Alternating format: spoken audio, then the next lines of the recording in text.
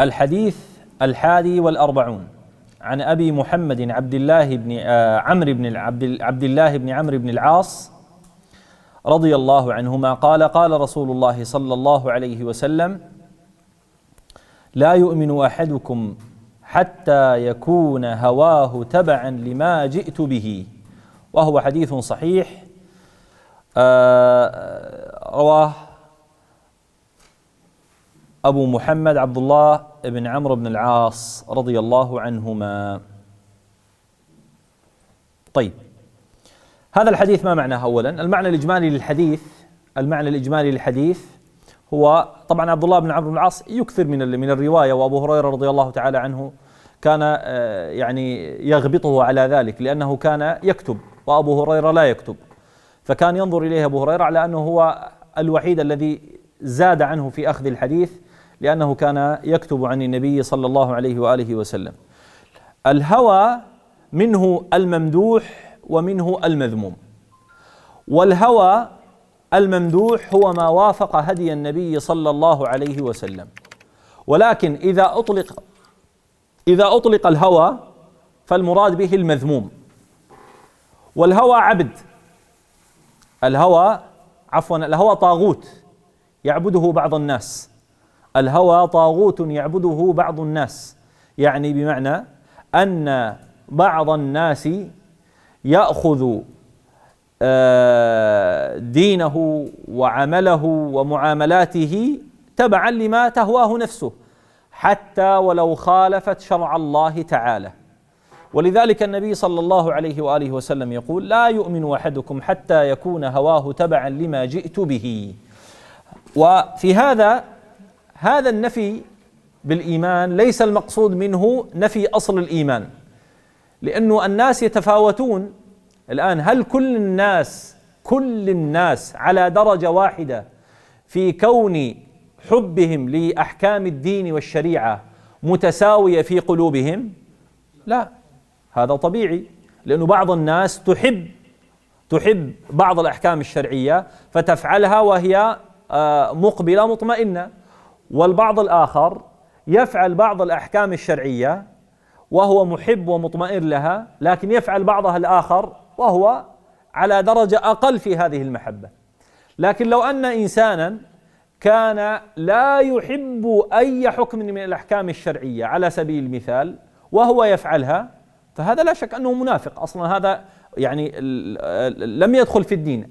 أن يكون الهوى تماما لا يتبع هدي النبي صلى الله عليه وآله وسلم، هذا لا شك أنه منافق.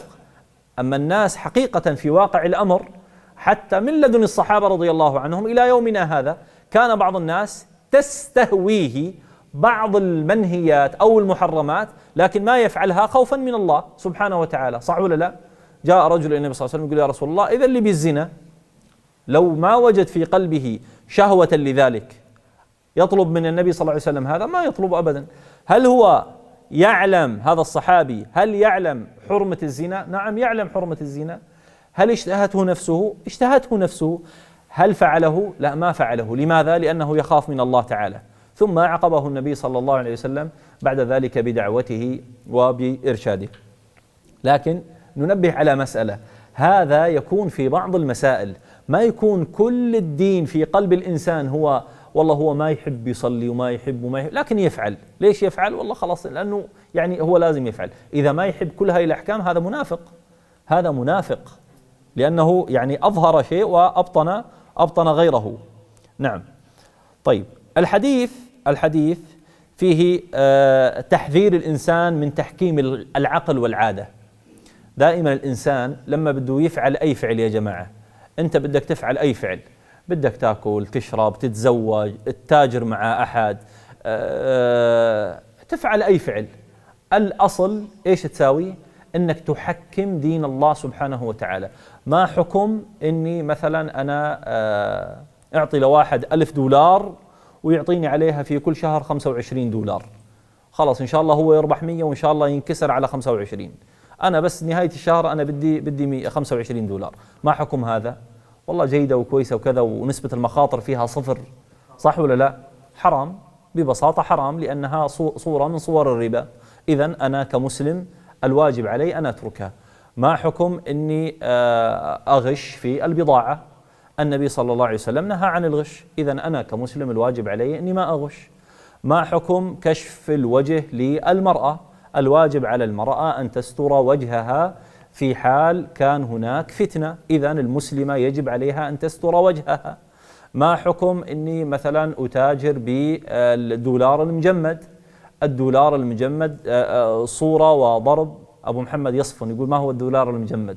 هذا الدولار الذي تلغيه الحكومات المعتمدة له ولا تعتبره، يعني لا تعتمده، لكنه حقيقي، يحرم المتاجرة به. لماذا؟ لأنه هذا نوع من أنواع التدليس والغش، وفيه مخاطر عالية جدا على النفس وعلى المجتمع وغيرها من المسائل. فأنا كمسلم ببساطة لا أحكم هواي ولا أحكم نفسي وعقلي، لأن العقل مرة يصيب ومرات يخطئ، صح ولا لا؟ فلو كان الدين بالعقل لكان كم دين عندنا اليوم احنا على مستوى الكرة الأرضية؟ كل واحد أنا أحب أني أصلي بالطريقة الفلانية، وهذا يحب يصلي بالطريقة العلانية، وكل واحد يصلي بالطريقة اللي هي تروق له، لكن الحمد لله أن ديننا مضبوط. فيجب أن يكون هوانا واتباعنا وفق ما جاء في هدي النبي صلى الله عليه وآله وسلم. يجب على الإنسان أن يستدل ثم يحكم وليس العكس. بمعنى أحيانا الواحد إذا كان الدليل عجبه الدليل، مثلا في حديث أم سلمة رضي الله عنها أن النبي صلى الله عليه وسلم ذكر الحديث مشهور أنه إذا جامع الرجل ولم ينزل فلا غسل عليه. هذا حديث مشهور، لكن هذا منسوخ. هذا الحديث من حيث الحكم منسوخ، لا هو كحديث موجود، من حيث الحكم منسوخ، بأن من جامع حتى ولو لم ينزل وجب عليه أن يغتسل بأحاديث أخرى.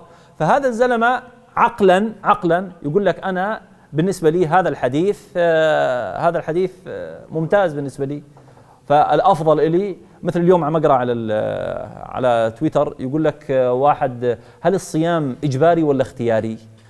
أنا سآتيكم بدليل من القرآن على أن الصيام اختياري، وذكر الآية أنه إذا كان قول الله سبحانه وتعالى: يا أيها الذين آمنوا كتب عليكم الصيام كما كتب على الذين من قبلكم لعلكم تتقون أياما معدودات فمن كان منكم مريضا على سفر وعلى الذين يطيقونه فدية طعام مسكين. فقال لك خلاص إذا كان واحد ما بده يصوم خلاص يروح يطعم مسكين ويرتاح.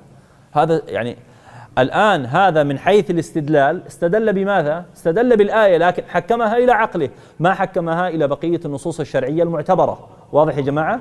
فإذا يجب على المسلم أن يأتي بالدليل ثم يلحظ ما يخرج من حكم عن هذا الدليل، مو يروح يدور على حكم يضبط حكم على كيفه، بده خلاص بدك الحكم شو حلال ولا بدك إياه حرام ولا بدك طويل قصير شلون بدك إياه، تمام، بعدين نروح ندبر لك دليل ثاني، خلاص نضبط دليل حتى يضبط دليل على هذا الحكم.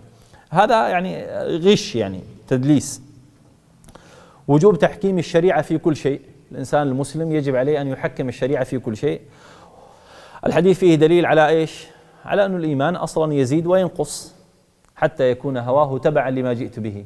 فإذا ما كان هواه تبع ما جاء به النبي صلى الله عليه وسلم نقص إيمانه، لأنه هذا النفي نفي للكمال وليس نفيا للأصل. نعم، ننتقل للحديث الذي يليه.